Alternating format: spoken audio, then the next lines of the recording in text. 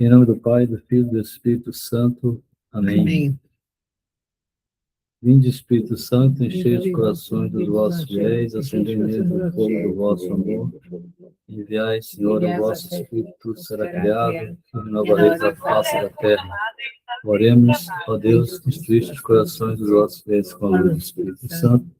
Fazei que aprecie retamente todas as coisas, segundo o mesmo Espírito, valendo sua consolação, por Cristo Senhor nosso. Amém. Meu Pai, do Filho e do Espírito Santo. Amém. Imaculado Coração de Maria, seja a nossa salvação. Muito bem. Então, hoje, domingo, dia 23 de agosto, 13º domingo depois de Pentecostes.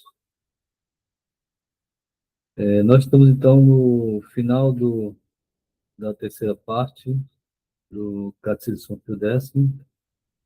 Hoje a gente conclui ela, e aí a gente vai entrar na parte dos sacramentos, que é a quarta parte, conforme está dividido o Catecismo de São Pio X. Essa final aí da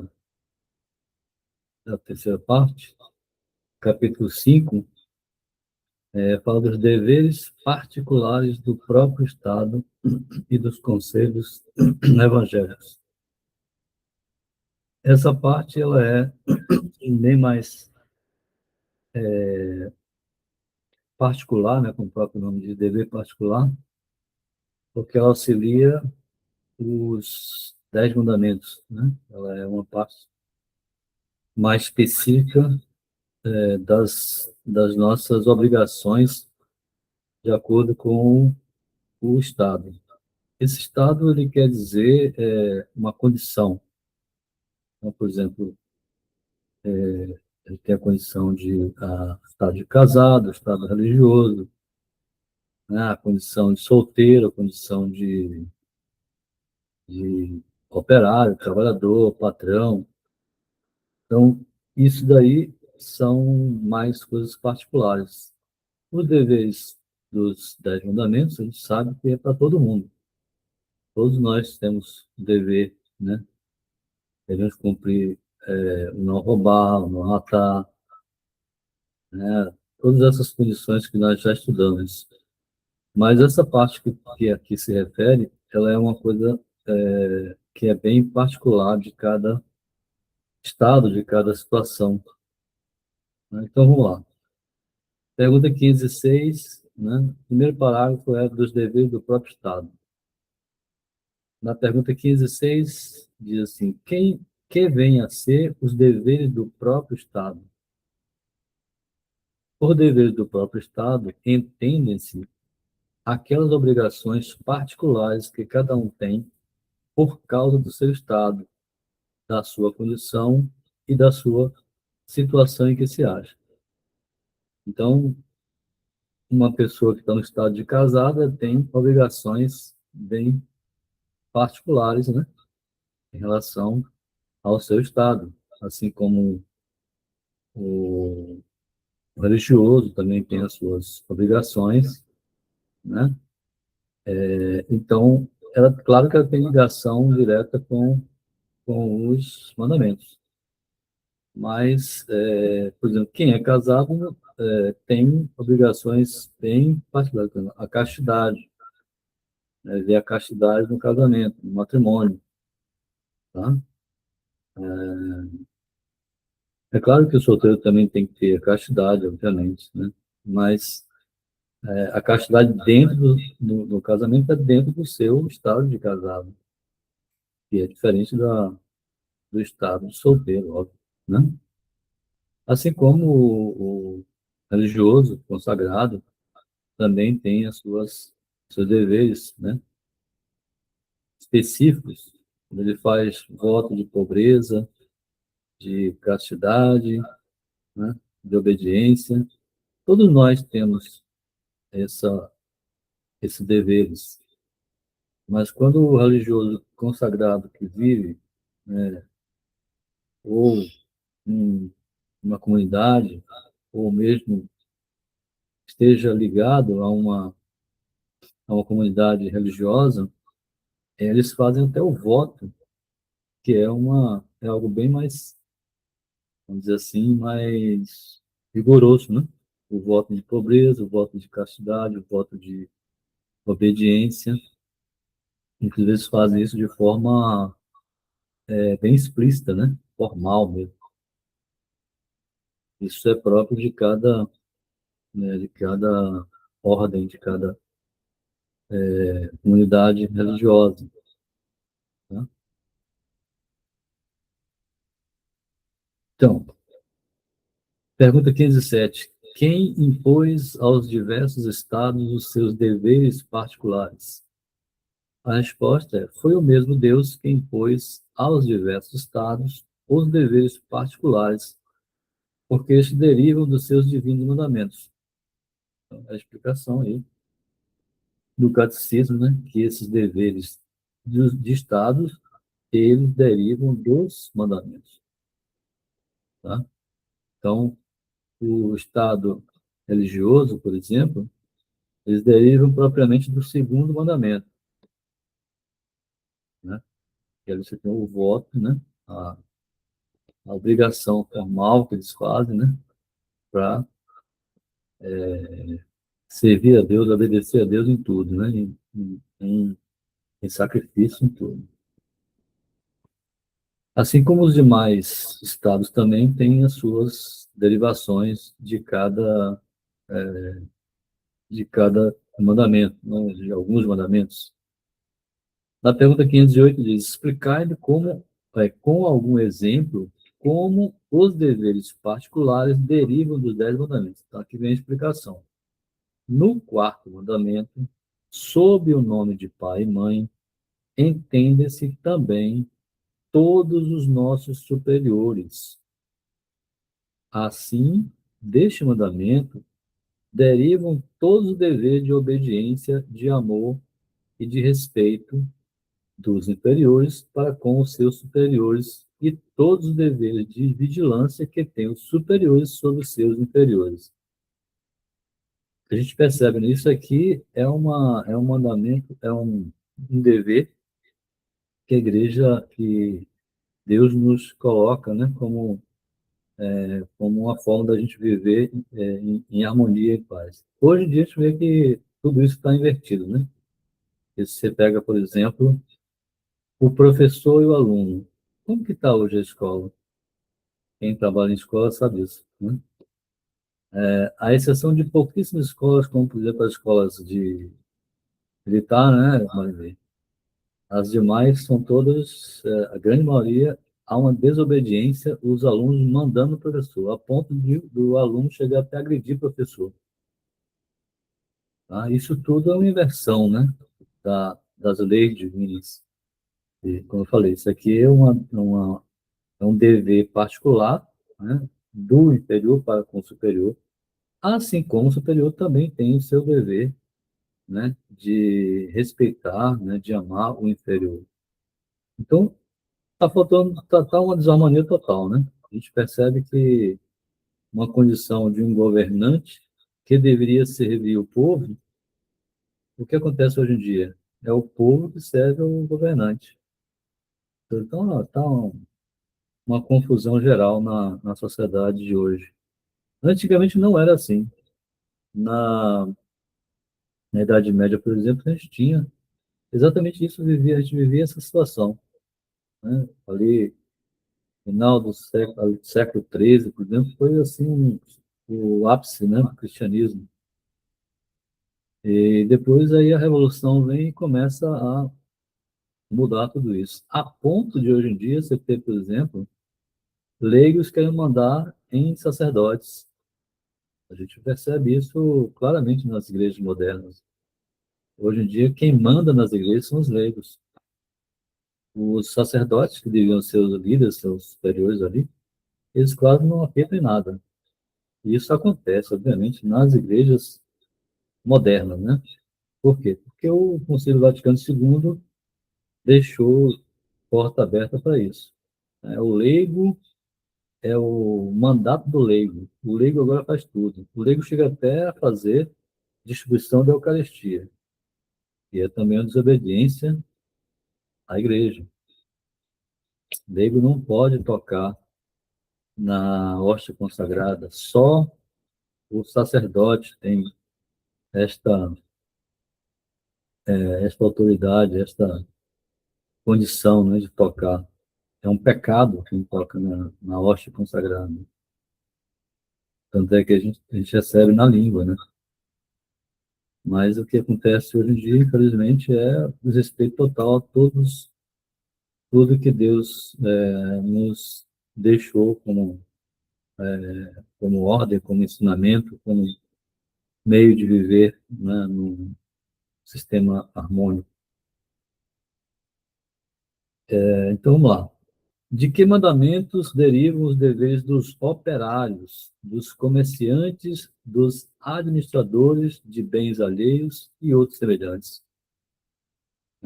Ele não falou aqui que esses deveres advêm dos mandamentos? Então, a pergunta é: a condição de operário, a condição de comerciante, de administrador, né, de bens, aqui mandamento está assim, se referindo? Os deveres de fidelidade, de sinceridade, de justiça, de equidade que eles têm, derivam do sétimo, oitavo e décimo mandamento. Né? Então, não roubar, né? Não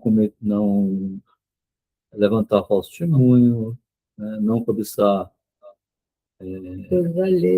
as bens dos outros. Né? Então, quando o operário ele está numa condição, né, isso aí é uma condição, o operário está numa condição de trabalhador, né, funcionário.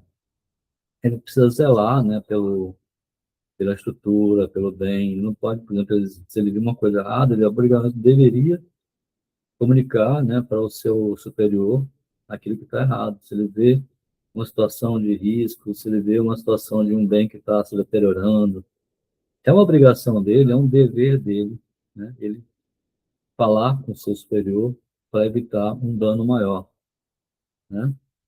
Então, isso tem a ver aqui com esses mandamentos que a gente comentou, né? Assim como o patrão também, ele quando vai, o administrador, o proprietário, quando ele vai fabricar alguma coisa, quando ele vai fazer algum serviço, ele precisa fazer de forma que seja a forma correta, a forma adequada, sem cometer nenhum tipo de injustiça. Infelizmente, o que acontece na maioria das vezes hoje é o lucro que tá comandando, né? Se o lucro for pequeno, ele vai fazer alguma manobra, algum artifício para diminuir alguma coisa a qualidade para poder ter o lucro dele. E não, nunca foi dessa forma que Deus deixou para nós, a igreja, né, nos ensinou como fazer. Primeiramente é você fazer com a qualidade que quem vai receber, né, aquele produtor, aquele serviço, o receba de forma adequada, de forma correta, de forma justa. Mas não é o que acontece na maioria das vezes hoje em dia. Tanto assim que a gente vê de reclamação, né, de ações, né, de reparação, são absurdas. Por exemplo, a Justiça do Trabalho, ela tem assim um monte de reclamação. O custo de ação é absurdo, né? Mas não é o que se deve fazer na prática, né? Em mandamento derivam os deveres das pessoas consagradas a Deus. Então, aqui vem o estado religioso, né? As pessoas consagradas, aqueles que estão, que tem uma obrigação até maior do que o leigo, né? Aquele que não é de vida consagrada. Os deveres das pessoas consagradas a Deus derivam do segundo mandamento, né? Que manda cumprir os votos e as promessas feitas a Deus, visto como essas pessoas se obrigaram por esta forma à observância de todos ou de alguns conselhos evangélicos. Essa parte a gente tem dois parágrafos, dos deveres e dos conselhos evangélicos. Então, essa aqui se refere basicamente às pessoas que têm uma vida mais voltada, né, para a religião, né, como os monges, né, as freiras, tá? Apesar de que existem também uma derivação aí chamada ordens terceiras, né, ordem terceira, que elas não vivem no estado de comunidade, vivem fora do mosteiro, mas elas fazem os mesmos votos, né, mas vivem no estado secular, vamos dizer assim, fora daquela comunidade. Mas elas participam, né, das mesmas obrigações. Então, tem gente que é casado e que faz parte da ordem terceira, né? Tem gente que é solteira, casado, não importa. Não é a diferença é que eles não vivem junto com os monges. Então, por exemplo, lá no Mosteiro de São Bento tem os oblatas, né? É como se fosse uma ordem terceira, né? Eles são ligados por voto, têm obrigações, né? Existem vários santos que foram de ordem terceira, como, por exemplo, Santa Isabel de Portugal, rainha, ela era de ordem terceira franciscana. Santa Isabel da Hungria, São Luís IX, rei da França, ele foi de ordem terceira franciscana, né? Foi dos momentos da França mais, assim, que se conseguiu atingir, assim, bem, a, a França conseguiu ter uma condição bem mais religiosa. Alô? Alô? Tá longe sua voz? Deixa eu parar aqui a gravação, quando você está falando. César?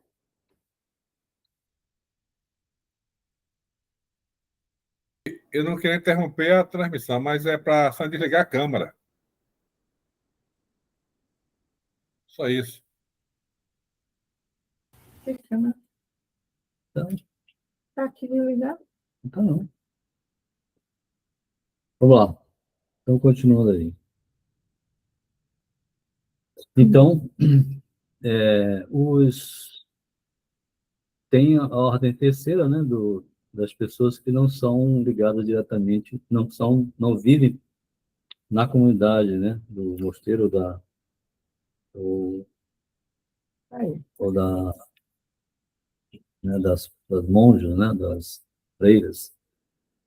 Por exemplo, Santa Catarina de Sena foi uma das maiores santas, né, e ela, da ordem dominicana, era da ordem terceira também.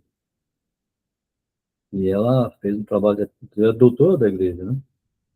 Ela foi de uma ordem terceira dos dominicanos, como todos os outros santos que viveram aí nessa condição. Ok, vamos lá então. Continuando. Dos conselhos evangélicos, segundo parágrafo. Em relação a essa parte dos deveres de Estado, alguma pergunta, algum esclarecimento?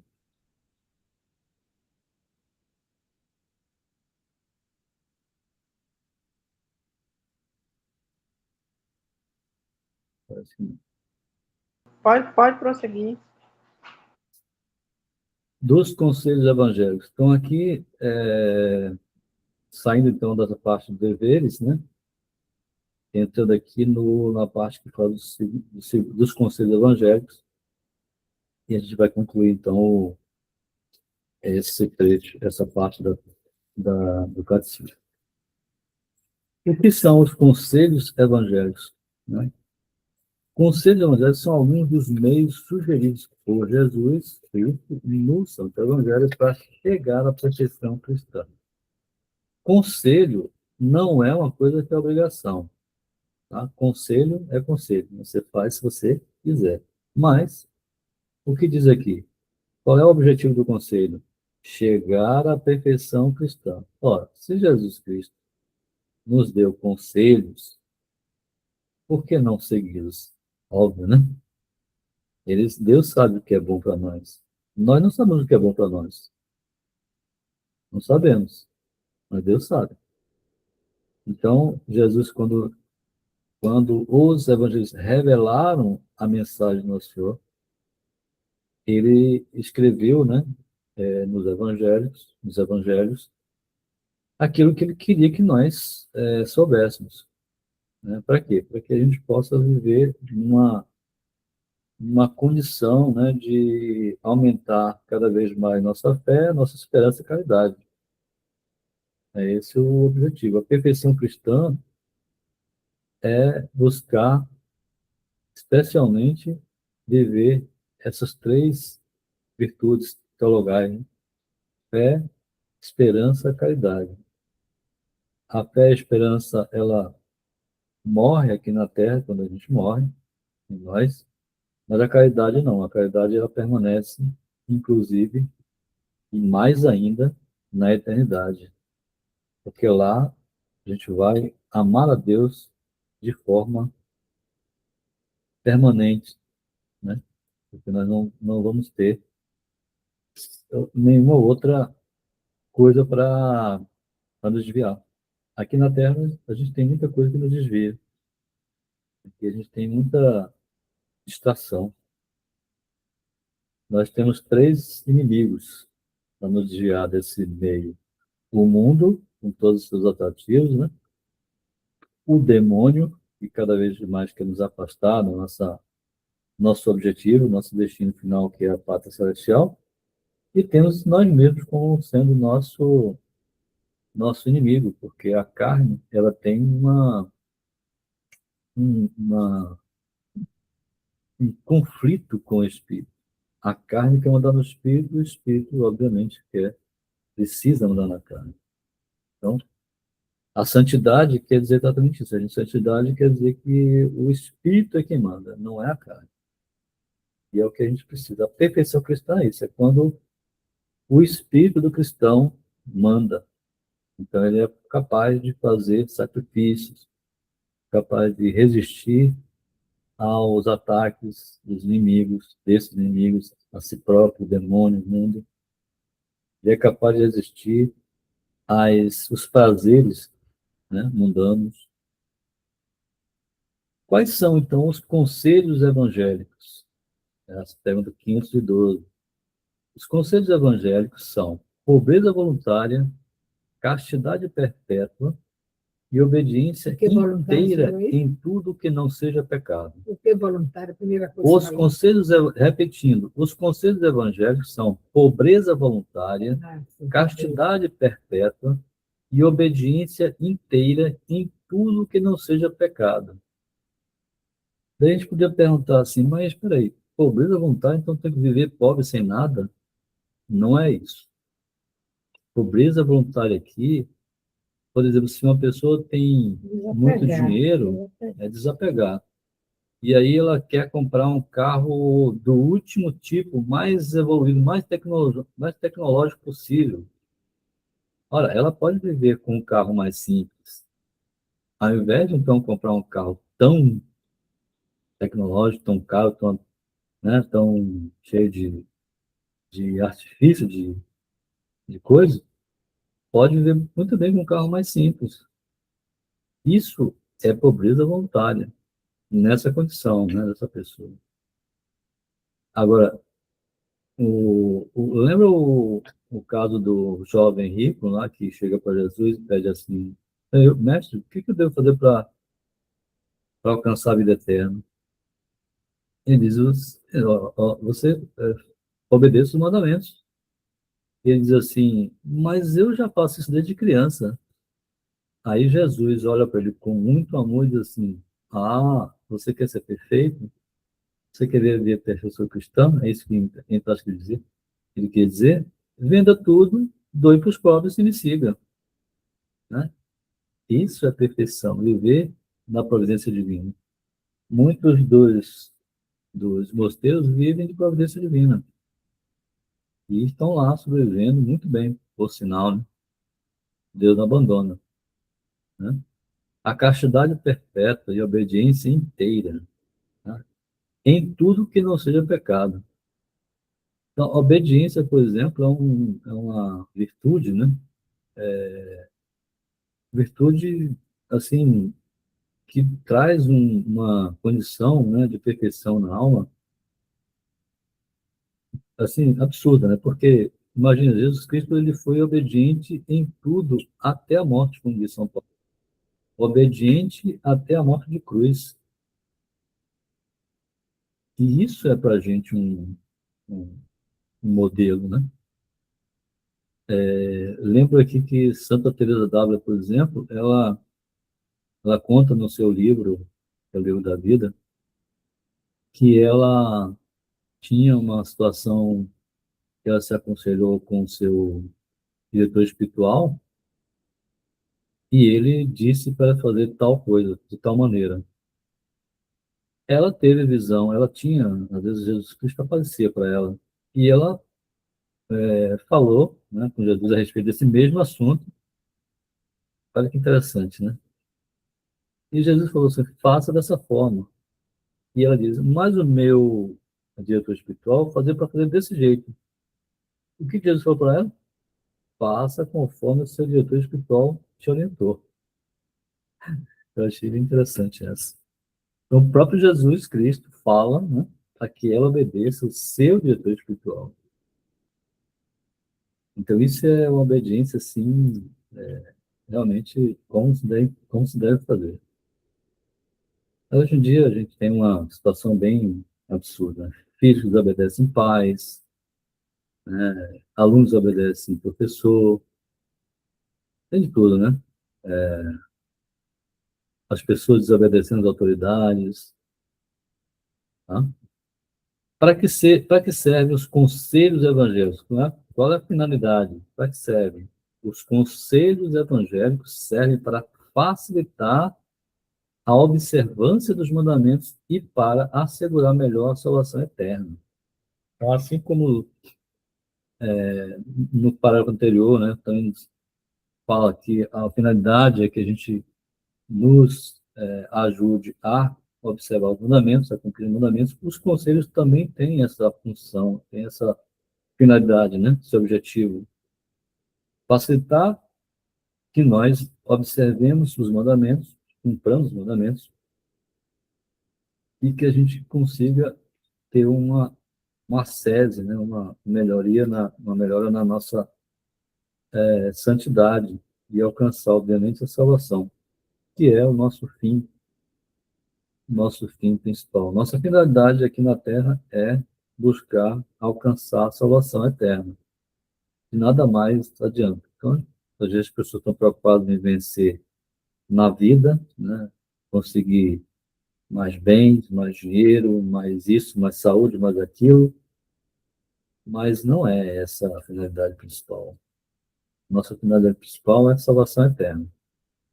Se não conseguirmos salvação eterna, estamos perdidos para sempre. O que a gente precisa colocar é: isso aqui me ajuda na salvação eterna ou não?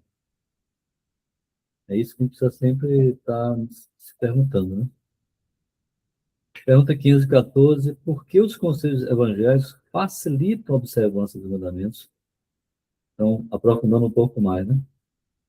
Os conselhos evangélicos facilitam a observância dos mandamentos porque nos ajuda a desapegar o coração do amor dos bens terrenos, dos prazeres, das honras, e assim nos afasta do pecado. Então, aqui eles têm, né, desapegados dos bens terrenos. Como nós somos apegados, né, às coisas daqui da terra? São Paulo diz na carta Colossenses: buscai as coisas do alto e não da terra. Por que isso? Porque é isso que nos faz levar à salvação, né, para a santidade. E veja como a gente é tão apegado às coisas terrenas, né? Tão apegado. Vou até fazer uma brincadeira assim, né? Ontem, O dia 22 de agosto, que dia que é? Dia de quê? Quem de vocês sabe informar aí? Agora, Alguém de vocês sabe dizer que de 22 de agosto é dia de quê? O que que a igreja comemora? foi a Assunção, não? Poxa, eu já passei. Imaculado Coração? Muito bem, Cristina. É o quê? Você salvou a pátria. Depois que ela disse, Imaculado Coração. E aí eu brincava, quando eu perguntei, né? Eu disse, não, mas que dia é mesmo? Serve para quê?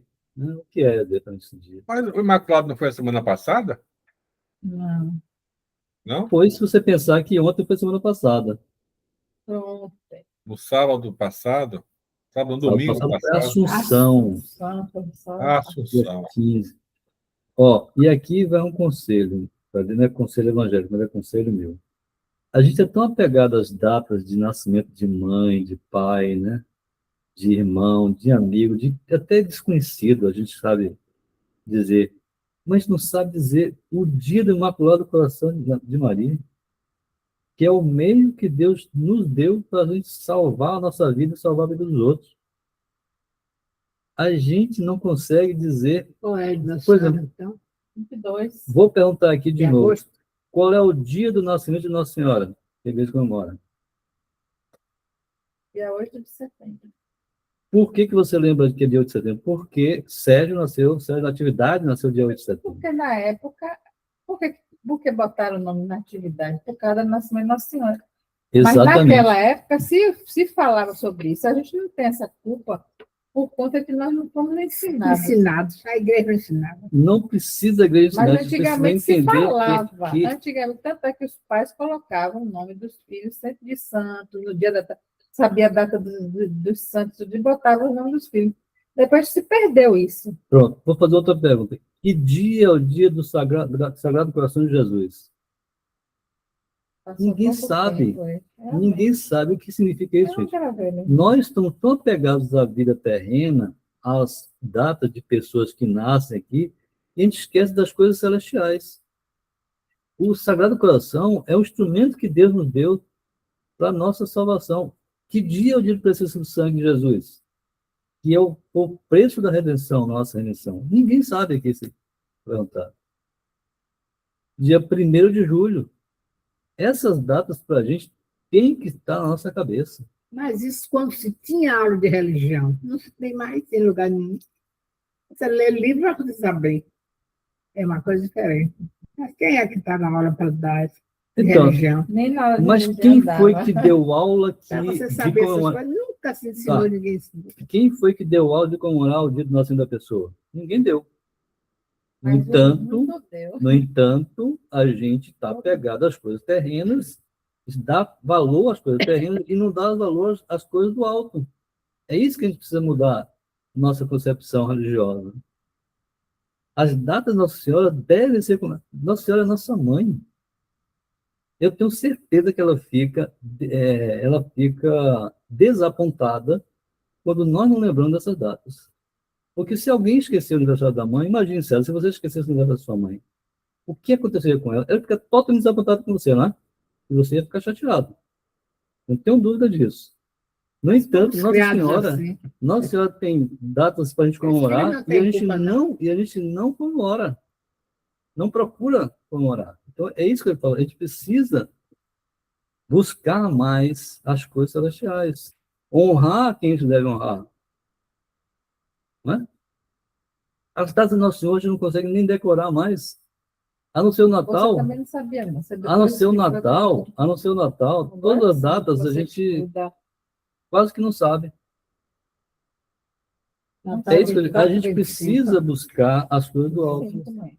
Então, desapegar das coisas terrenas, dos prazeres e das honras, porque isso nos afasta de Deus. Isso, se a gente desapegar disso, a gente vai nos afastar do pecado. Tá?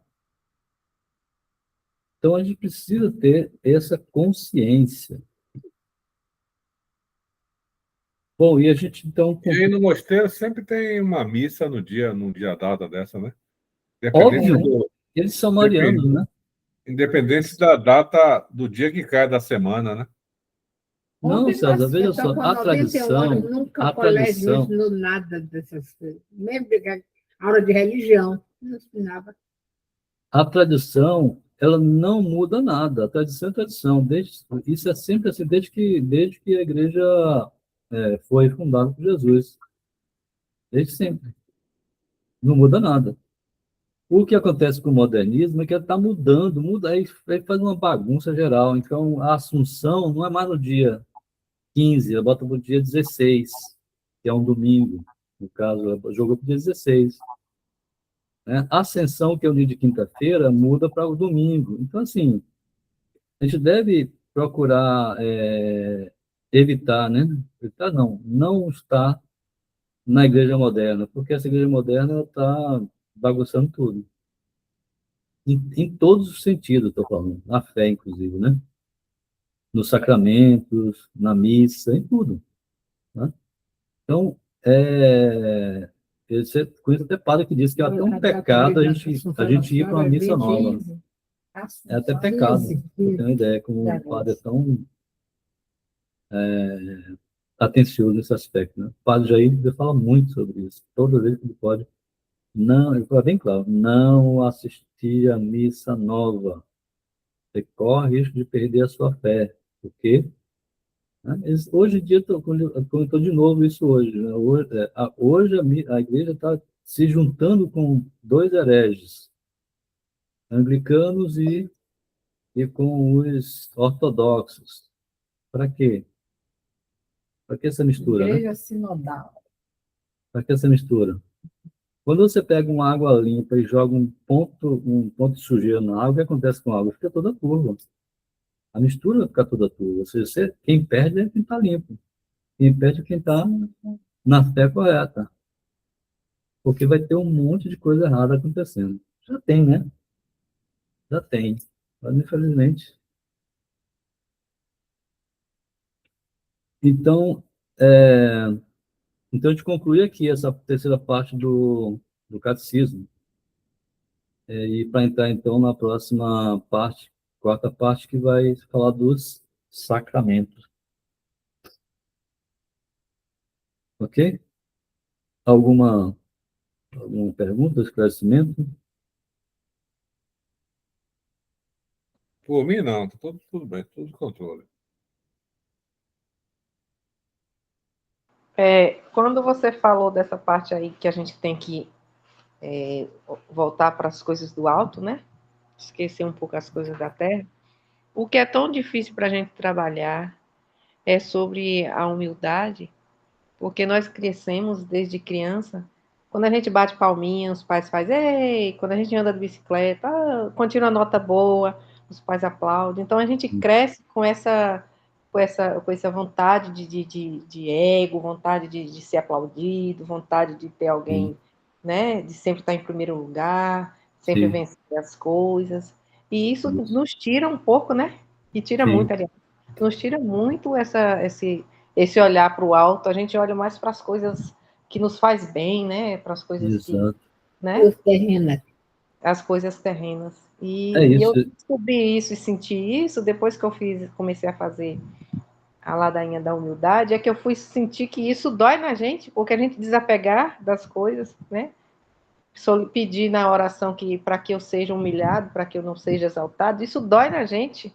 Uhum, Exatamente isso, porque a gente tem um olhar tão pequeno, né? Que a gente fala assim, como é que eu vou ficar num lugar, eu vou pedir para que alguém me humilhe no meu uhum. trabalho, que alguém me humilhe no meio que eu convivo. Então é muito difícil.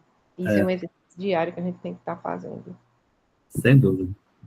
É porque aquela história, né? Um dos nossos inimigos somos nós mesmos, né? Nossa carne. Então a gente quer ser reconhecido, a gente quer ser aplaudido. Isso é a nossa natureza pecaminosa, como diz São Paulo, né? Está inserido na nossa carne. Quer ser visto, Quer ser visto, quer ser quer chamar atenção. exaltado, mas isso não faz bem para nós, né? Então, os santos, eles sabiam muito bem viver essa questão. O Santo Afonso Ligório, por exemplo, ele chegou nesse ápice, ele é doutor da igreja. Ele, no final da vida dele, ele era um simples religioso lá de clausura, um irmão como outro qualquer. Né? Por quê? Porque ele sabia que aquele é o caminho correto. Tem uma história interessante que eu li no livro dele, no Glória de Maria. Ele escreveu um dos melhores livros sobre Nossa Senhora, que chama-se As Glórias de Maria. Quem que escreveu? Santo Afonso. Santo Afonso Ligório. E aí ele está já idoso, e ele pede para um irmão dele ler, fazer uma leitura piedosa. O irmão pega o livro e começa a ler. E ele começa a ficar assim maravilhado, assim, mas, irmão, quem foi que escreveu essa maravilha de Deus Nossa Senhora? Ele parou e disse, isso foi o senhor, padre. Ele disse, nossa senhora. Ele falou assim, Então não foi. glória seja a Deus por eu ter escrito tudo isso. Glórias a Deus por eu ter escrito tudo isso. Mas ele não se vangloriou nem nada, ele sabia, ele tinha já na sua consciência, né, de que aquilo foi tudo uma graça de Deus. Ele passou 15 anos pesquisando para escrever esse livro. Ele pesquisou, ele foi em todos os padres da igreja, Santo Agostinho, tantos padres, ele foi, pesquisou e coletou, aqui como se fosse uma abelha que vai coletando o néctar, né, da flor para fazer o mel. Ele fez isso. Esse livro é um livro fantástico. Né? Eu queria até um dia a gente falar sobre ele, porque ele está ali reflexões fantásticas sobre as festas da Nossa Senhora, sobre a Salve Rainha. Ele fala, ele vai descrevendo em cada fase daquela de Salve Rainha, ele vai falando, vai meditando o que. É também inspiração divina. Ele nasceu. Inspiração divina. Mas tem o trabalho humano. O que ele fez? Ele foi buscar nas fontes primárias os grandes santos, Santo Agostinho, São Bernardino. Ele foi todos os santos. O que escreveram sobre Maria? Ele escolheu aquilo que ele entendeu que são coisas que nos serviam. Esse livro tem 200 e quase 300 anos que ele escreveu. Né? E é para a gente assim uma dádiva, porque a gente consegue meditar sobre as realidades, as verdades da Nossa Senhora, né? Sobre os dogmas dela, e nos ajuda a aumentar cada vez mais o amor a ela. Então veja como é que os santos eles vivem uma condição diferente, porque eles entenderam, né? Eles conseguiram se conscientizar do que é humildade, do que é obediência, né? Do que é a salvação eterna, né? Então, é muito importante que você comentou, porque eu vejo hoje em dia como se criam as crianças. É uma coisa absurda. Se eleva a criança como se fosse, se colocasse no altar. O mais inteligente, o mais isso, o mais aquilo, e ri de tudo, não sei o quê. A criança pega logo ela, não sei. É uma coisa assim, deixando a criança pensar que ela é o centro de tudo. Isso já vai trazendo na pessoa uma formação de egoísmo.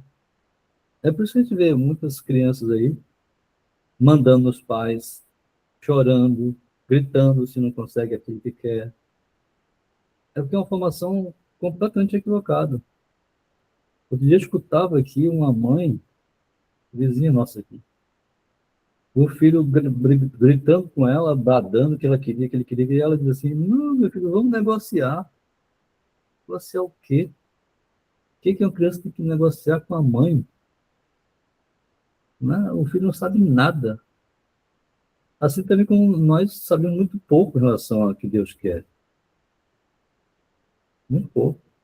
Somos também uma criança que fica bradando o que a gente quer, os nossos prazeres, né? As nossas vontades. Não é isso? Verdade. Muito bem.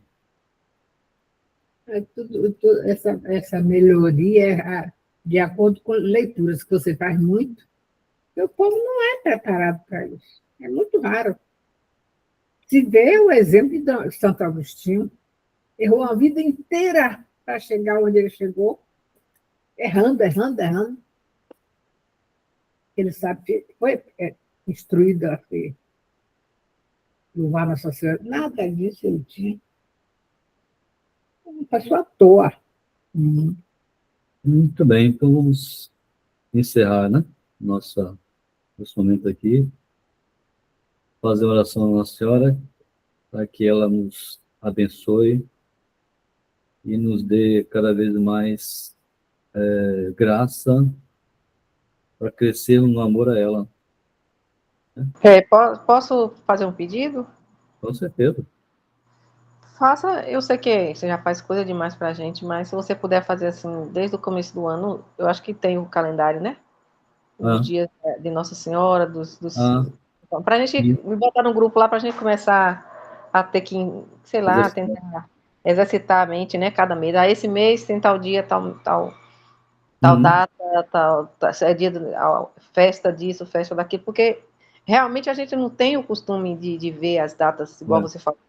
Só olhar as datas próprias, né? As nossas datas interiores, nossas datas da família, e a gente esquece que é a principal. Aí se você puder ajudar a gente a colocar na comunidade, assim, um lembretezinho com as datas do ano, né? Pra gente lembrar. Entendeu? As Ótimo. datas Senhora, datas mais importantes que a gente importantes tem. da igreja de Nossa Sim, Senhora, sim, com do certeza. calendário da igreja. É legal. Tranquilo. Ok. Ok. Então, rezemos uma Ave Maria, agradecendo a Nossa Senhora pelo nosso momento de reflexão, de oração, e pedindo a bênção para que ela nos dê as graças necessárias para a nossa salvação eterna. Ave Maria, cheia de graça, o Senhor é convosco, bendita sois vós entre as mulheres, e bendito é o fruto do vosso ventre, Jesus. Santa Maria, Mãe de Deus, rogai por nós, pecadores, agora e na hora de nossa morte. Amém. Imaculado Coração de Maria, seja a nossa salvação. Em nome do Pai, do Filho e do Espírito Santo. Amém. Então, boa noite a todos.